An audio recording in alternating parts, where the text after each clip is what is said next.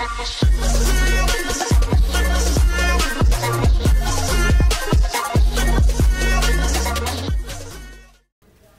cerita bersambung Manusia Harimau dari Sumatera.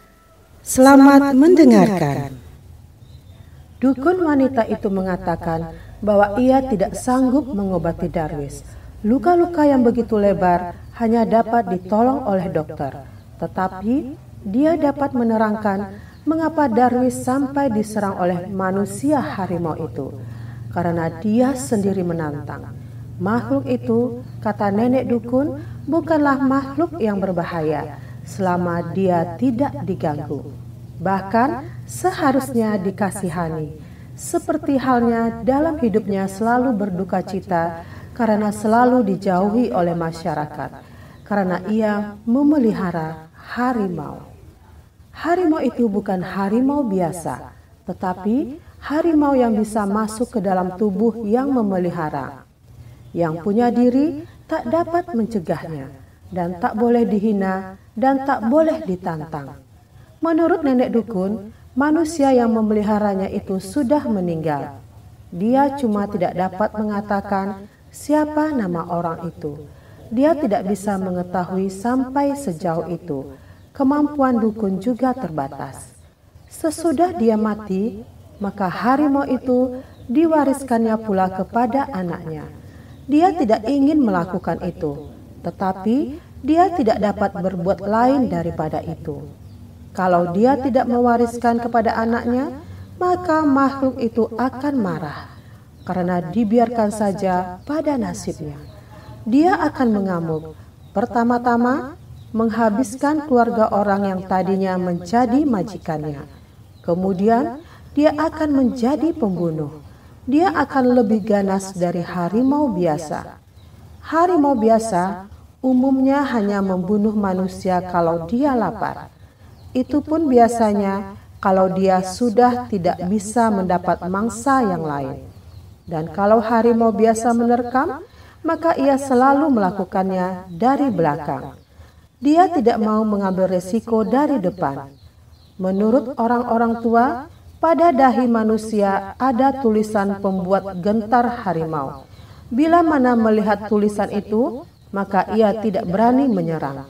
Tetapi orang harus punya hati yang kuat untuk tidak menoleh ke belakang atau membelakanginya. Harus menatap matanya. Kalau orang punya kemampuan ini, maka harimau itu akan tunduk lalu pergi. Dan selamatlah orang itu. Tetapi kalau orang berhadapan dengan harimau, lalu berpaling untuk coba melarikan diri, maka pasti ia akan diterkam dari belakang.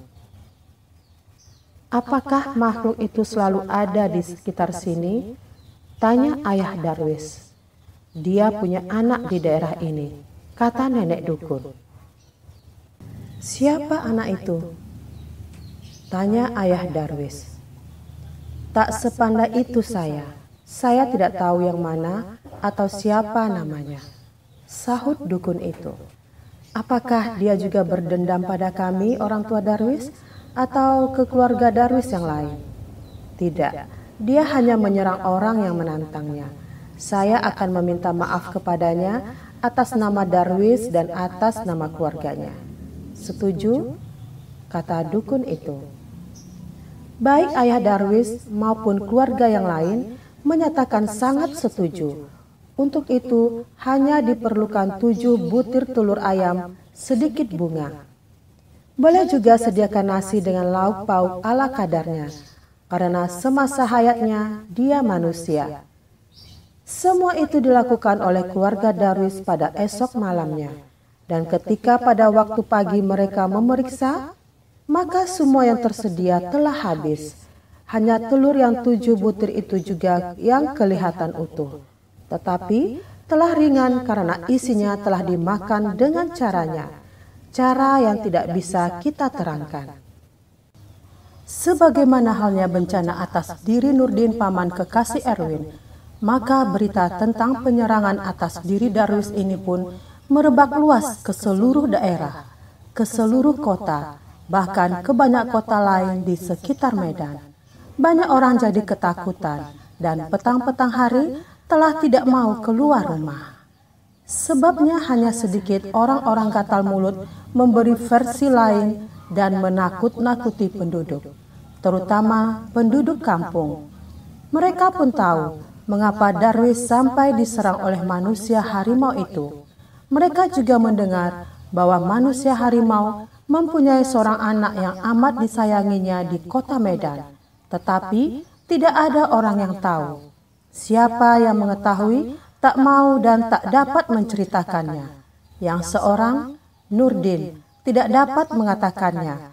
Karena sejak ia diserang oleh manusia harimau itu, ketika didatangi di tempat tidurnya, ia menjadi bisu, tidak dapat berkata apa-apa. Yang 3 orang lagi adalah kekasih Erwin dan kedua orang tuanya. Mereka tidak berani mengatakannya kepada siapapun karena takut. Beberapa waktu lamanya tidak terdengar kejadian baru yang ada hubungannya dengan manusia harimau atau harimau manusia itu. Banyak orang yang sudah mulai melupakannya, tetapi sebanyak itu juga orang masih selalu ingat pada kejadian itu. Karena makhluk itu meninggalkan 2 korbannya tetap hidup sebagai peringatan atau kenang-kenangan bagi mereka yang hidup. Darwis masih menggeletak di rumah sakit. Luka-luka di dadanya berat. Mulutnya yang dikoyak sampai ke telinga itu pun harus dijahit. Dan dia pun tidak bisa bicara lagi. Sehingga orang menyangka bahwa semua korban makhluk itu pasti akan bisu. Erwin bersedih hati kehilangan kekasih, dan sebagai anak, ia menjadi sangat terharu akan cara mendiang ayahnya menyayangi dia. Walaupun di dalam hati dia tidak setuju dengan tindakan ayahnya.